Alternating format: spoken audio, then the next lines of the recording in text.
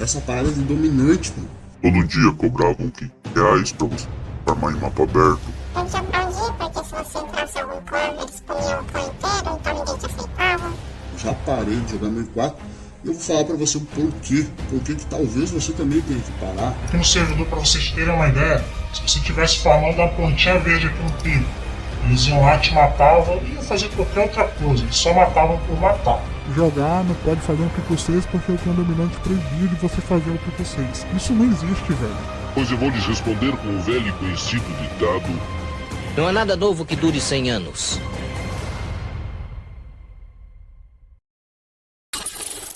Mir4 sempre teve reclamações sobre a opressão dos clãs dominantes em seus servidores. E essas reclamações continuam até hoje, nos jogadores neutros e sempre vai continuar. Com todo respeito, não tem como você, neutro fofinho, mudar essa situação somente com pedidos amorosos.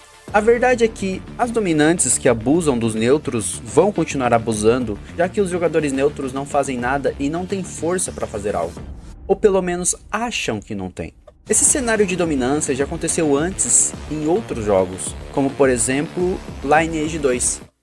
Em Lineage 2, um clã chamado DK dominava tudo, e eles colocaram diversas regras e isso deu a eles total controle das áreas de caça, e não permitindo que ninguém farmasse XP ou itens, impedindo a progressão de outros jogadores.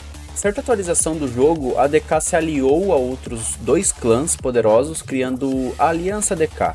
Assim eles fortificaram essa ditadura e mataria qualquer jogador que não obedecessem às regras. Após isso passaram a taxar a venda e compra de itens.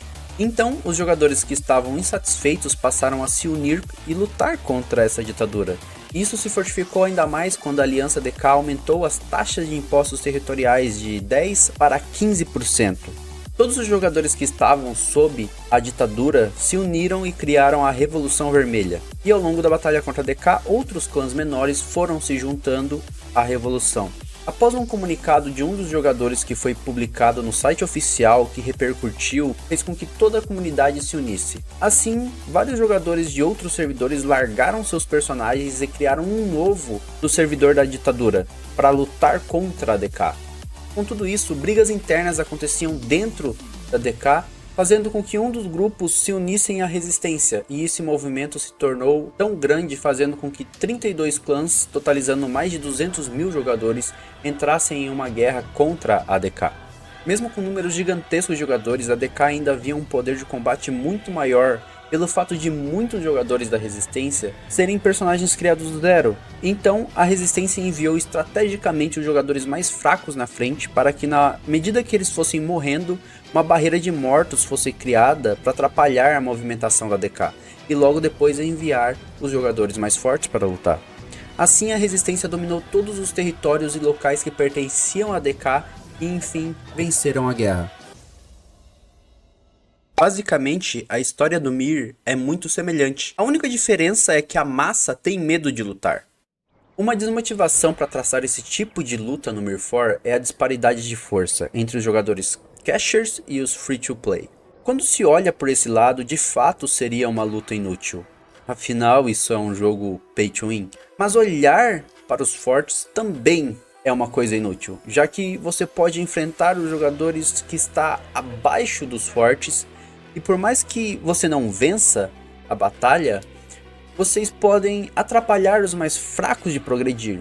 E é óbvio que vocês não vão vencer a guerra com isso. Mas a longo prazo isso enfraquece a aliança, já que parte desses jogadores mais fracos da dominante só está lá pelo conforto do free farm. Se vocês tirarem o conforto, a motivação desses jogadores de continuar lá não seria tão recompensatória assim. Agora, se esses clãs neutros não só combatessem, mas também se unirem e lutarem juntos contra a dominante, já faz diferença.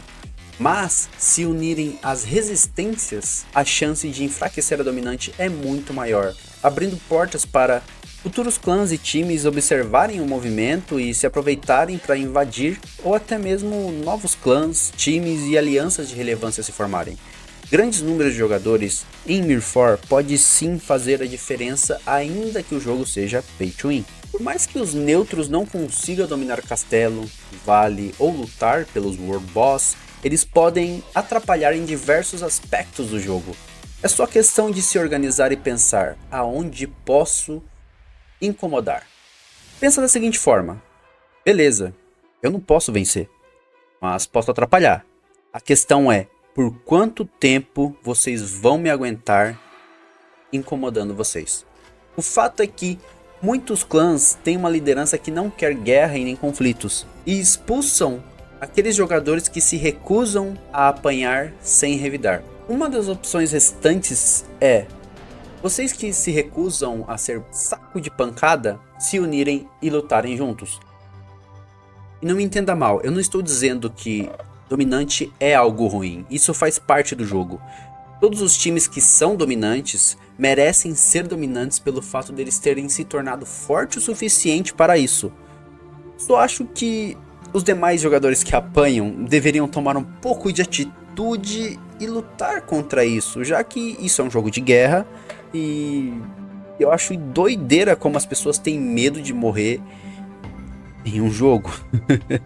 Por mais que muita gente ache essa minha visão sobre o Mir4 muito fantasiosa, eu acho que é muito mais fantasioso esperar mudança sem fazer nada.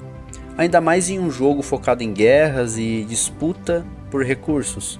Tudo indica que o jogo vai ser um ciclo de lutas e brigas e opressões. Uma vez eu escutei uma frase que dizia assim: existem dois tipos de pessoas, as que apanham calado e as que revidam. Minha pergunta é: qual tipo de pessoa você é?